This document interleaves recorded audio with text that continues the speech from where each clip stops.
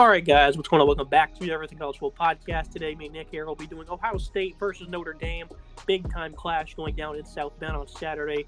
Primetime NBC, 7:30 p.m. Eastern Time. Buckeyes, 3-point favorites. 54.5 is the total. Looking at the Ohio State offense, it took them a couple of weeks to get in gear, which is typically a custom of Ohio State, at least over the past couple of seasons, new QB or not. Kyle McCord, Devin Brown had a bit of a battle going on.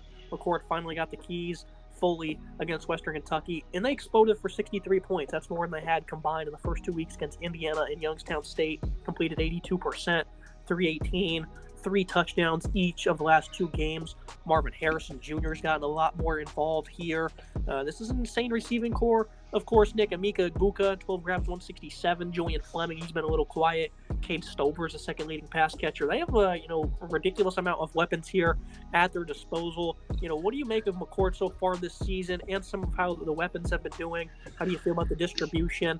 Brian Hartline trying to get into a groove here with all these guys. They looked great last week against WKU. Will that momentum continue? Certainly McCord looked better against WKU than he did in the first 2 games against Indiana and Youngstown State. That offense against Indiana was really struggling. They really didn't seem to have a pulse at all. Struggled against Youngstown State as well. And now they play Western Kentucky to look a lot better. McCord had a better game overall.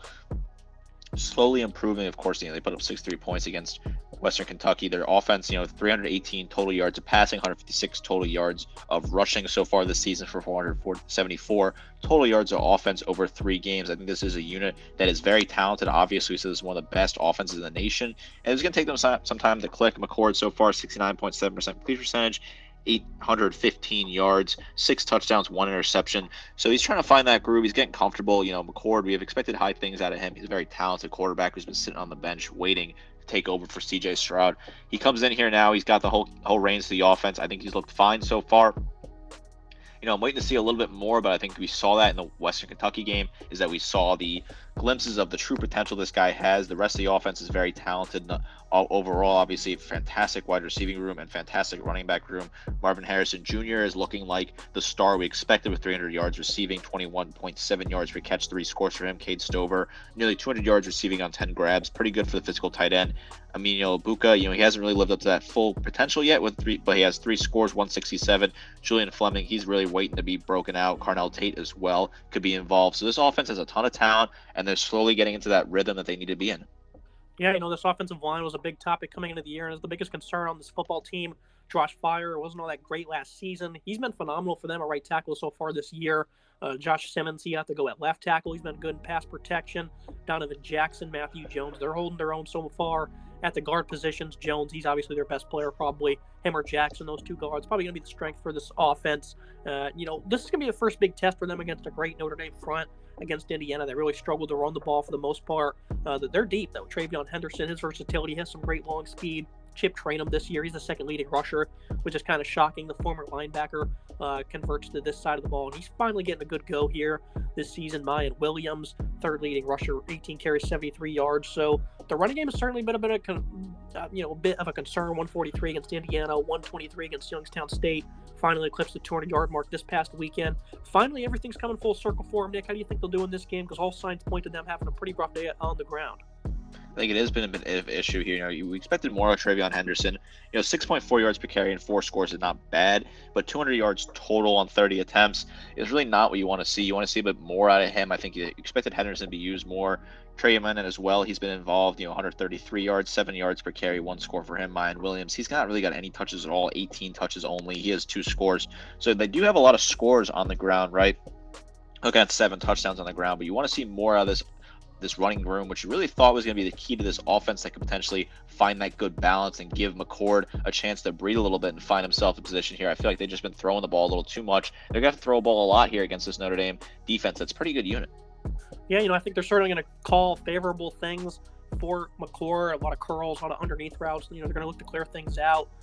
Screens are pretty successful for this offense at times. Last year, they were not good against Notre Dame at home. They only put up 21 points. The running game, it was solid. They put up 172, hard-fought earned yards there. CJ Stroud in this offense, though, they could just not take advantage of a Notre Dame secondary. It took them, well into that second half to finally start to expose them a little bit. Against, I think they were playing cover 2 looks in that game, Notre Dame was, and they were just holding up very well in coverage. So from Ohio State, we're looking to see is the same as we always see. They put up a lot of yards, a lot of points. This offensive line, don't think they're going to want to run behind those guards. I think they're going to want to keep McCord dialed in and comfortable, and I think they're going to call some easy stuff before they start to open it up a little bit. But I think they're going to fully unleash this offense. You have the feeling they're kind of holding things back against Indiana and Youngstown State. I mean, on 4th and short against Indiana, they went into the I formation, went play action, ended up throwing a pick. That's just not normal Ohio State offense, Nick. So I think they're certainly going to open up the full playbook here.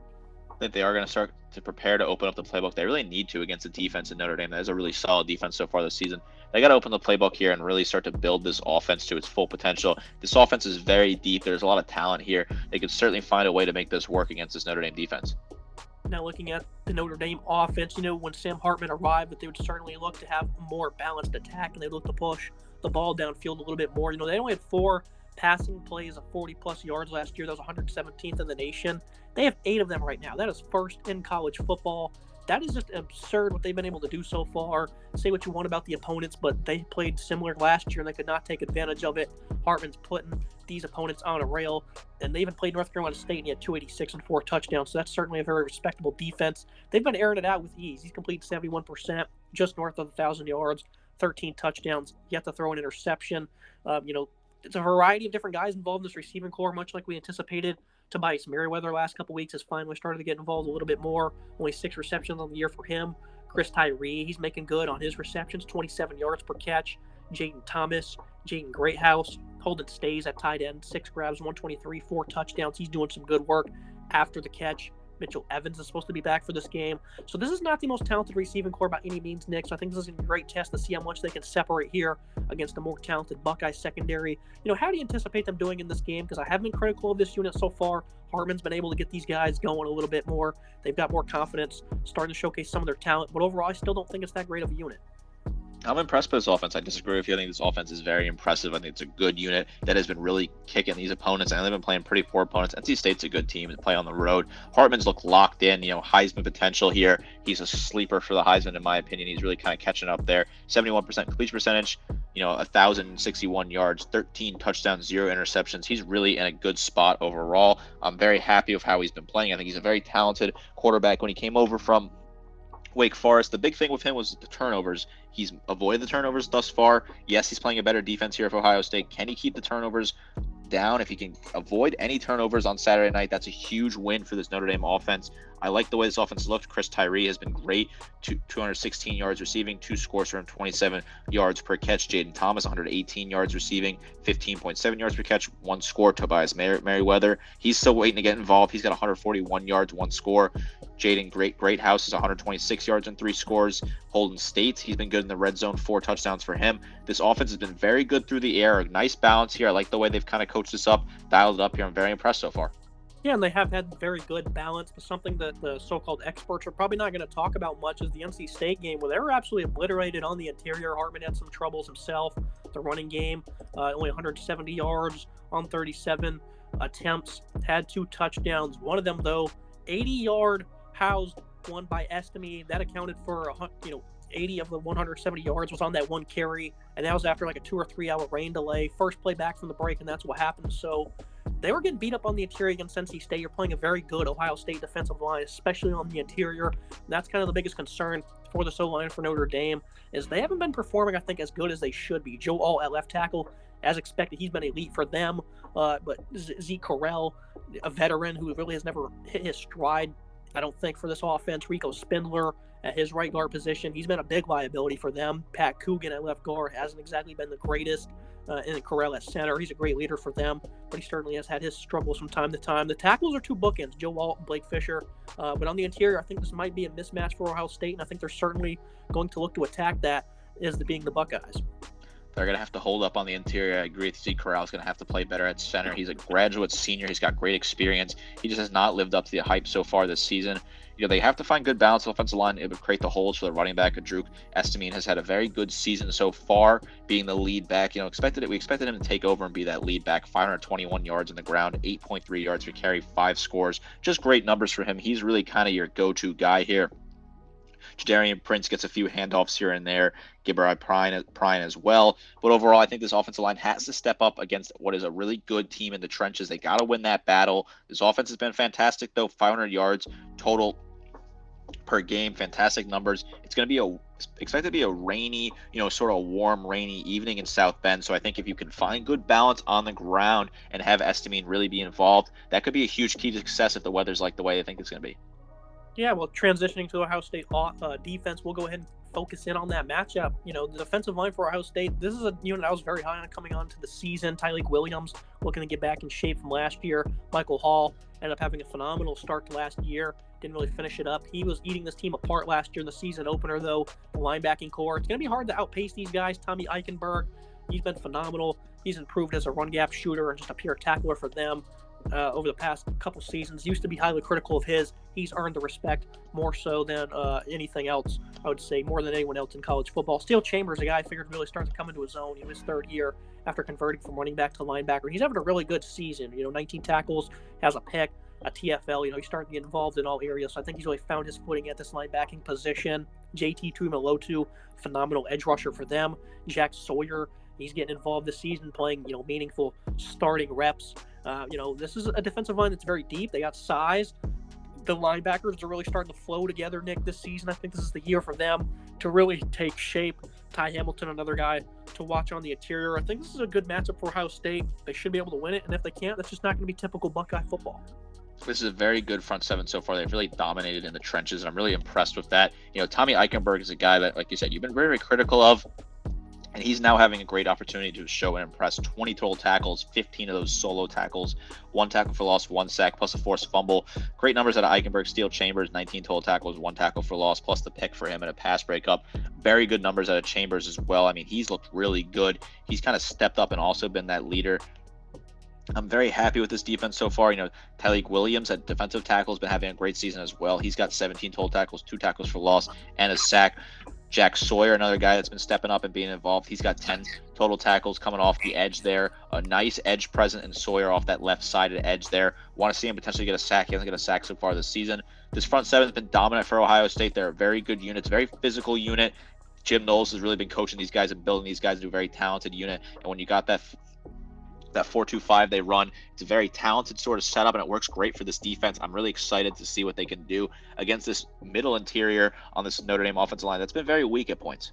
Yeah, the Ohio State run defense, 250 yards total allowed this year for 3 games. It's a very good average they're coming to this game with. And the secondary is going to be the biggest question mark. We want to see how this Notre Dame passing attack does, because they're going to look to push with pace down the field. They just don't have a lot of speed on the outside. I think that's certainly something that's still going to be a problem from them. You're going to look to spread the field out, though, and try to draw some confusion. And that could certainly be something that, is a liability for this Buckeyes secondary, as it has been in the past. We'll see if they're up for the challenge, though. Guys like Lathan Ransom at safety, Davison Igbason, come over from Ole Miss. He's had, an average season so far. Denzel Burke having a great year. They're looking to get him back on track. Really needs to be better as a tackler, though. Certainly struggling in that area. Jordan Hancock is a player you got to keep an eye on. Josh Proctor, I'm not sure what the status of his health is. And Jahad Carter as well. I mean, this is a secondary that has plenty of players looking to get involved. Sonny Styles, very interested to see in a tough matchup what his ultimate role will be. Obviously, versatility is his calling, and that's kind of been where he's at. He's been at this so far this season. But we're going to find out whose role is what in a game like this, Nick. How do you think the secondary will do against a team, again, that doesn't have great speed, but the play action from Notre Dame, Hartman, he's really been able to calm down with his feet after, I hit a throw or two against Navy where he overthrew him because he's not comfortable off play action. He does seem to be so now, and I think that's something that could certainly hurt the Buckeyes. This is an underrated mismatch, Notre Dame play action against this secondary. Denzel Burke has been terrible tackling, 2 tackles for him, but he's 5 pass breakups, good in coverage. Jordan Hancock, 11 total tackles, 1 pass breakup. Josh Proctor, if he's healthy to play, he's got 3 pass breakups plus a tackle for loss and 9 total tackles. I think it is an underrated potential advantage for Notre Dame here, against the play, with the play action against this secondary. They can kind of pick them apart and be involved and be able to create some nice opportunities. I like them to win that matchup potentially, and that's why I think Notre Dame will have some success on Saturday. Yeah, I think overall this is a defense that's certainly under Jim Knowles that they're expecting big things out of, and I expected them to be the best they've been in a couple of seasons this year. Big opportunity to prove it here. You look at the Notre Dame defense, obviously they have a big challenge in trying to slow down this receiving group. They're going to look to play a lot of press man and be physical outside. Benjamin Morrison, he's going to have a tough ask. He's obviously a guy who has tremendous ball skills. Cam Hart as well. Some of the safeties, they've been unproven yet this season. Coming into the year, we said that this is an area to watch for them, and now they're facing an opponent the first real one of the year. They played Navy, Tennessee State. I mean, not a good opportunity to try and get these guys in tune, Nick. So I think that's certainly going to be something that's concerning. Veteran and Thomas Harper coming over, I believe from Oklahoma State. He's going to be trying to get these guys set up in this secondary. Your best corner is a sophomore. The veterans, they haven't been tested much this season. I think that's not exactly favorable for Notre Dame, but Marcus Freeman, being a great schemer and a great game planner as a phenomenal defensive coordinator. How do you think this is going to go for Notre Dame in the back end? I think Notre Dame has some chances here to succeed, but it is going to be a tough matchup on this secondary. We had some questions about the secondary throughout the early part of the season. You're really wondering if they had what it took to be up against these better teams. I think they have improved so far. I think there are some talented pieces here who have been involved. Xavier Watts is a guy that I think will have a good potential game here. I like to see what Watts can do. I think Watts is a very talented player at right safety. He needs to step up and be involved. He's had a good year so far, 14 total tackles, 3 pass breakups. Benjamin Morrison, another guy that has to be, sort of focusing on him, making sure that he has a good game. I think the secondary is a good unit overall. I think there are some seriously talented pieces here. They haven't really been tested much, right? I mean, they played Navy the first week. That wasn't going to test them at all. And they played, token opposition after that. But I think Watson and Benjamin Morrison are two very good guys. Morrison being a sophomore, maybe a bit concerning young guy, going to face some seriously tough, talented players for the first time potentially in his career. This is an interesting matchup. I think, Ohio State can pick them apart here, but I think Notre Dame will be able to hold their own. Yeah, we called the matchup perfectly in that game against NC State, talking about how the Wolfpack didn't have much speed on the outside to really, go against the secondary, and ended up being a disaster for them. Completed about 46%, had 3 picks. The only completions I really did have for NC State was Brennan Armstrong just making great plays, having good accuracy. I mean, that's what it took to get past this Notre Dame secondary. So they matched up there in that game. They performed very well. The front seven for Notre Dame is phenomenal. The linebackers this year, all these veterans have really stepped up. Maris Leofau, he was a guy kind of battling for his job coming into the season. He's been just tremendous for them.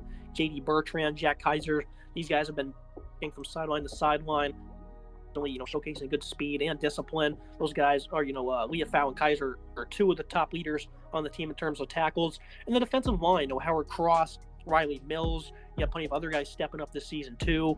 Joshua Burnham, a freshman for them, making plays. Javonte Jean-Baptiste, an Ohio State transfer. Donovan Hindersh at defensive line as well for them. This is a unit I think is pretty interesting to watch, at least for this matchup, because on the interior, they have some ball players, they have some veterans, and on the edge, they certainly feel comfortable with the guys they have. I'm not exactly sure what this pass rush will be able to manufacture in this game. Only 6 sacks this season. They also really haven't had many opportunities to get after it. They only had 1 against North Carolina State. They don't exactly have the best tackles in the world. So I'm not really sure what to expect from edge presence. But I definitely think running against these linebackers is going to be tough for Ohio State. And I think trying to penetrate on the interior of those guards might be the biggest key of this game, because those are the best players for Ohio State on their offensive line. And if they fail that test, Notre Dame could have a field day up front. Certainly, if they do fall apart, they could have potentially find themselves in a tough position. Jack Kaiser's been great, 26 total tackles. Maris Leofau, 17 total tackles. Good numbers from Howard Cross off the edge. Very talented player that we're waiting for him to break out at nose tackle for Howard Cross. 16 total tackles for him so far. Javonte Jean-Baptiste, like you said, a transfer from Ohio State on that left edge. He's a very talented player, 15 total tackles, 2 tackles for loss. The sack numbers are not there. They need to find a way to improve the sack numbers. I think they have an opportunity to attack a very talented interior guard room for Ohio State, but that's been a bit weak and kind of a weak point for this team so far. Can they get in there and win that battle in the trenches? Only had 1 sack in this game a year ago. Of course, they were going up against 2 bookend tackles, but it just shows you how good the coverage was a season ago. It's going to be a very interesting matchup to see how this goes all together, because Notre Dame so far, they've not blinked on this side of the ball, but I definitely think that the guards, again, is going to be something to watch. And trying to be physical outside against these receivers, you can't get hurt by, drag routes underneath, or just, one-on-one curls and hooks and all that whatnot. So downfield, I don't think Ohio State's going to look to, pressure too much, but I definitely think outside and underneath is where they're going to look to thrive. So we're going to have to see those Notre Dame linebackers be exceptional, especially against the run. Looking at the tail of the tape, the team comparisons, this is pretty interesting. Quarterback, I'm going to give it to Sam Hartman, having a phenomenal year. It's kind of a unanimous one here, being the veteran. Well, McCord's only, going through, what is his 4th career start or something like that. Running back and wide receiver, pretty easy nod to the Buckeyes. They're going to get that all year long. offensive line. I'll go with Notre Dame for the moment, but this game's ultimately going to decide this at the end of the day. I think defensive line and linebacker, I'm going to call it even though I think the Buckeyes are probably deeper up front.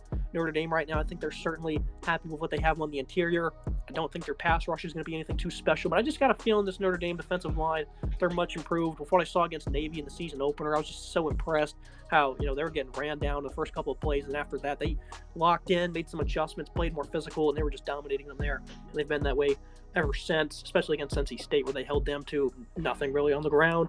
Linebacker, I think that's pretty even as well. Going to give the secondary to Notre Dame. Don't know how they're going to do in this matchup, but I think if they can be physical out wide, Nick, that's certainly going to be a biggest determination for them. I think this is a very fair comparison here. I like this a lot. I think the offensive line does barely go to Notre Dame. I think it is a toss-up defensive line. I think you call it even, but you want to give the edge to Notre Dame, potentially linebacker. I think you can give the edge to Ohio State there because I think Eichenberg is just too talented of a player and has stepped up really and improved. The secondary, though, does belong to Notre Dame, in my opinion. They're the big key for this game. Can they win the battle against these talented wide receivers? And I do want to say, I do think the Ohio State secondary is more talented and they have better pieces, but the scheming's better for the Irish. So you got to factor in everything here. I think that's the only fair way to do it. Looking at the final thoughts in the prediction, for Notre Dame, be physical out wide versus those great receivers. I've been talking about it for the last 20 minutes or so, and then attack downfield often. Put these Buckeyes secondary, on some ice. Against Georgia, you remember watching that game where these guys, they were just panicked downfield against the Bulldogs. They had a little bit of success, but for the most part, they just started getting carved up late in that game. So bring that fear to them. Collapse the interior offensive line for Ohio State. Unleash your offense, open up that playbook. And I think that's what they're going to do. I think their offense is going to have some struggles, but I think that interior D-line, much like last year's game, it's going to be a lower scoring contest. I think the D-line for the Buckeyes, though, at the end of the day is going to be the difference maker. It's going to be hard for Hartman and crew to get many shots downfield with a clean pocket, that is. And then I think Ohio State, they're going to win those matchups out wide. Maybe not on every down, because I think some of the scheming is certainly going to be beneficial for them against this young quarterback. But they're going to get their own. They're too talented at wide receiver not to make plays. I'm not even shocked that you picked the Irish here in this one, Nick. Coming into this game a couple of days ago, I was thinking, maybe the Irish will be favored. They're 3-point dogs. You have them winning outright, though. I like them to win this game. I think, some of the climate will also play a role. Like I said earlier in the episode, it's about to be 70 degrees around kickoff and raining. So I think that does play an impact. I think that does benefit Notre Dame, who's looked better on the ground so far this season if they can't really resort to throwing through the air. I like Notre Dame to win this game here. I think they're going to win that battle in the secondary. I think these players secondary for Notre Dame are going to step up against a really talented Ohio State wide receiving core. They have good opportunity. McCord, I think he's going to be a little uncomfortable with the way that he's going to get some pressure off the edge there. I think Notre Dame's going to break out and have a nice game on the edge. And I also think that they're going to win the battle in the trenches on the offensive side of the ball and be able to run the ball with Estamine, who's going to really have a good night here. I think he's going to get a lot of the carries and be involved early on. I like Notre Dame to win this game. This is a statement win for Notre Dame. They win this game at home. They're a real deal playoff contender. If they win this game, they have the real opportunity. They're playing some good teams on the schedule as well in the future. And I believe they play Clemson and USC. Oh, no, they play USC, but I believe they play Clemson as well. So they certainly have an opportunity to continue to impress and add to that resume. I like Notre Dame here a lot. I think they're going to win this game at home on Saturday night. This is a very exciting matchup, one of the best games of the season so far. Very excited for this matchup. Yeah, it sounds like you're expecting that interior for the Irish to be stout against the Buckeyes. I just don't think they will, especially with what I saw against NC State.